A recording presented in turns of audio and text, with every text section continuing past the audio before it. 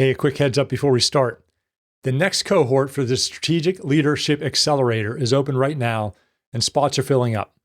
If you're ready to stop being stuck in the weeds and start leading at a higher level, stick around after the episode. How much does guilt hold you back from being a strategic leader? For example, say you have to delegate something, and you feel guilty because that person's already busy. Or maybe you delegate it and there's this massive gap in your calendar and you really rush to fill it, because what would you do if you had space in your calendar? How much of this guilt is holding you back? Because I'm here to help you become a more strategic leader. And until we can get you over this mindset trap of being guilty, you're never going to get there. So we're going to dig into that today. So stay tuned. Welcome to Leadership Mindset 2.0. Practical neuroscience and psychology to transform you from a tactical doer into a strategic leader. Here is your host, former social entrepreneur of the year and coach to some of the world's top executives, R. Michael Anderson. Hello, dear leader. We're going to dig into good old guilt. First of all, where does this guilt come from?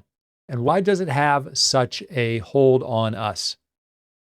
Now, let's start there. The guilt comes from you got promoted or scaled your business by being the person that did. You're a doer. And you built an identity of somebody who probably works a crap load of hours, takes on all the dirty things to do, and really will jump in and take ownership of everything. And so you've built that identity. And now we're trying to change that identity. And I know I talk about that identity a lot because you need to work on transforming your identity. But when we try to work outside of the identity, especially the identity we like so hard, our ego tries to pull us back. And in that case, this looks like guilt. And what guilt really is, and I learned this, and I thought this was so genius, is what guilt really is the gap between our behaviors and what we think a quote unquote good person or good leader is. So somewhere you have a definition of what a good leader is. And we're going to talk about 3 places guilt shows up. First of all, it's delegating. So you probably have a definition that you need to take care of your people, which is a good definition, but sometimes the subtleties in our definition is a good thing. We do need to take care of our people. But there's a further definition of what a great leader is, and I hate to tell you this, but your time and your energy are more important than anybody else in your team. What? Yes, that's true. And I'm not being arrogant, but the fact is the higher up you are in the organization, the more lower people are there to support you, to support your strategic thinking, to have you work on higher value type things. And in a certain way, people higher up the hierarchy, and look, there's a hierarchy there for a reason, is more important because what you should be working on, your strategic projects, your strategic plans, your strategic initiatives, will count more to the company's success or failure than other people. And their job is to do more of the doing so you can do less of that. However, you forget that in your definition. So what happens is that people in your team might be working a lot. You might feel that they're stretched pretty thin. You might feel that you need to coddle them, but you're doing that too much. And they're not growing and you're not challenging them. And then what happens is something comes across your desk and you're like, oh, I'll just do it because I'm good at it. I know how to do it. And I don't want to give it to Rob or Sally or whoever it is because they're already busy. But you know what? That's their job. Their job is to keep stuff off of your desk so that you can have time to think, time to be strategic. And until you really embody that, you are going to struggle strategically. There was an executive team I worked with, and their managing director, Ian, had a couple people that were being moved up to mid-management, and they were working tons of hours. And Ian, frankly, did too much in this organization. He was overworked himself, and he was not being strategic. there was a large client called, an important client called, and they needed somebody to go out on site for a day. And it was high level work. So what Ian did, he said, I don't want to give this to any of my 3 middle managers. I'm going to go do it myself. So he got in his car, canceled all his appointments for the day. And instead of being strategic, he went out and serviced the client. When he got back and he told his team what he did, they were angry at him. He said, well, why are you angry? I was trying to protect your time. I know everybody's busy. And they all 3 of them said, you know what? You told us that we were going to get more of this higher level work. I would have loved that challenge with the company because it's a little bit out of my comfort zone, they all said, a little bit out of their comfort zone. And they would have gladly rearranged their schedule instead of him. So here, he thinks he's doing something good and created bad will because he didn't empower his team. And 2 things here. One is most of the time, your team wants to take things off your plate. Now, if they don't want to take things off your plate, you got to be careful because maybe you have a culture of victimhood, which is a whole nother thing to talk about. But you need to develop, if your culture is not this already, you need to develop a culture where people are going to understand what their job is and to take over the role. And they may need coaching and direction of how to get things off of their plate.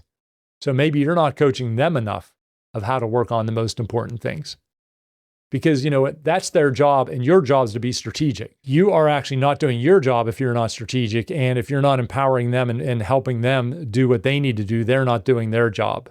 So you need to get really clear about that. Second thing is, when you delegate or you clear time on your schedule, and you have open time, and you don't have meetings scheduled, that's okay. You're allowed to do that. Because you need thinking time. Your job, when somebody, again, I talk a lot about this, it's not about having a strategy, but we need you to be more strategic. And if you are booking back-to-back meetings and then just catch up on email at the end of the day in off working hours, you're not strategic because you're running around like a chicken with your head cut off. Because you need reflective time to be strategic. So your job literally is to clear time on your calendar and just literally think, go for a walk, etc. And I know that's hard for you to get your head around right now, but that's what we need you to do.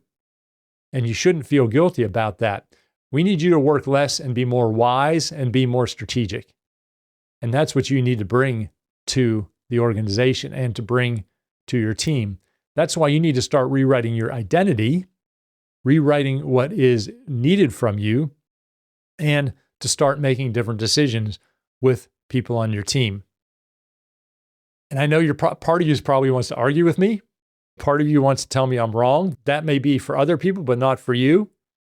My job as a coach is not to tell you what you want to hear. It's what you need to hear. And I'm going to tell you right now, suck it up.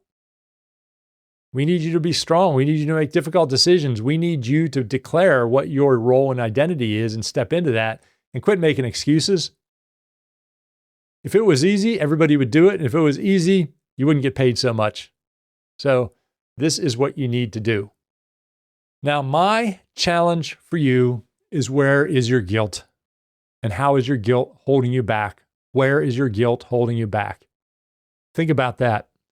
What do you need to do? What do you need to offload? Who do you need to empower? Who do you need to challenge? Who do you need to make uncomfortable on your team? Who are you coddling? That's okay. And if you've been coddling them for years and you start to challenge them, there's probably going to be pushback because you've probably been too soft on them.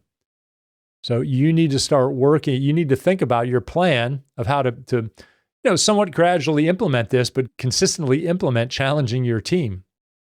Because your job is not to make things all pretty and safe for them. Your job is to develop resilience within your team, which is done by challenging them. So again, your challenge is, where are you feeling guilty? How is that holding you strategically back?